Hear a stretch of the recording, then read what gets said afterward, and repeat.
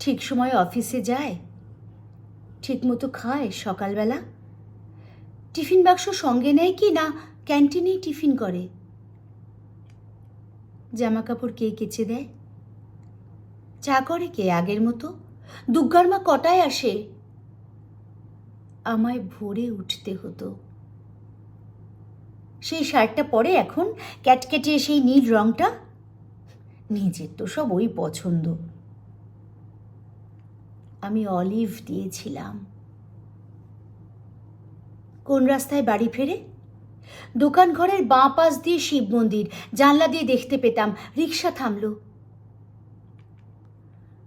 Office থেকে বাড়ি আসে নাকি সোজা আড্ডাতে যায়? তাসের বন্ধু, ছাই পাশের বন্ধুরা সব আসে এখন।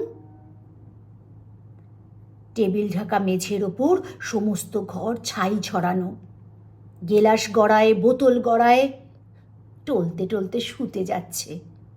কিন্তু বোতল ভেঙে আবার পায়ে ঢুকলে রক্তারক্তি, তখন তো আর হুঁশ থাকে না। রাত বিরেতে কে আর দেখবে? কেন, ওই যে সেই মেয়েটা যার সঙ্গে ঘুরতো তখন। কোন মেয়েটা? সেই মেয়েটা?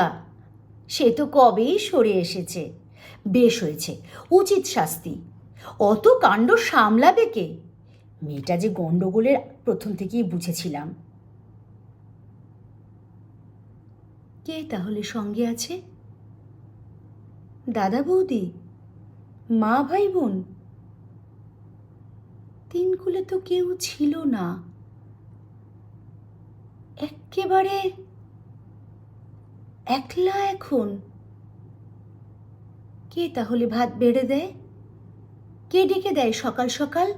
রাত্রিরে কে দরজা খোলে? ঝক্কি পোহায় হাজার রকম।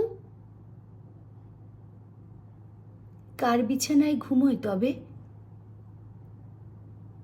কার গায়ে হাত তোলে এখন? কার গায়ে হাত তোলে এখন?